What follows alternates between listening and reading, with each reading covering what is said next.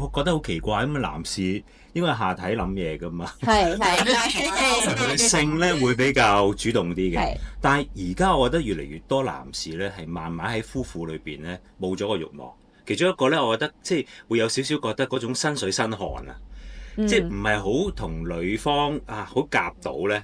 咁就開始，不如咁辛苦唔好搞啦嚇。又或者有啲係啦，又或者有啲咧男士咧，佢會慢慢覺得即係其實佢為咗啲咩咧？為咗去可能有一種身體嘅滿足啦，或者有啲男士佢會覺得係好想滿足到太太，但係啲嘢做唔到嘅時候咧，就係即係徒勞無功嘅時候咧，咁啊慢慢個慾望又越嚟越低啦。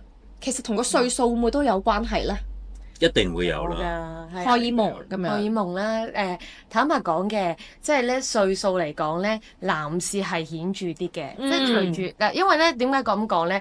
撥唔撥得到咧？其實呢啲位咧係睇心血管嘅好多位都係。咁你心血管你咁隨住年紀越大啦，糖尿病，如果我又肥開始，加埋心臟開始又有啲事咧，其實你即係直接係 function 唔到嘅。其實係咪好多呢啲情況嘅男士都唔會主動去求醫咧？係有得醫噶嘛，係嘛？係有得醫，性治療可以幫到你，但係都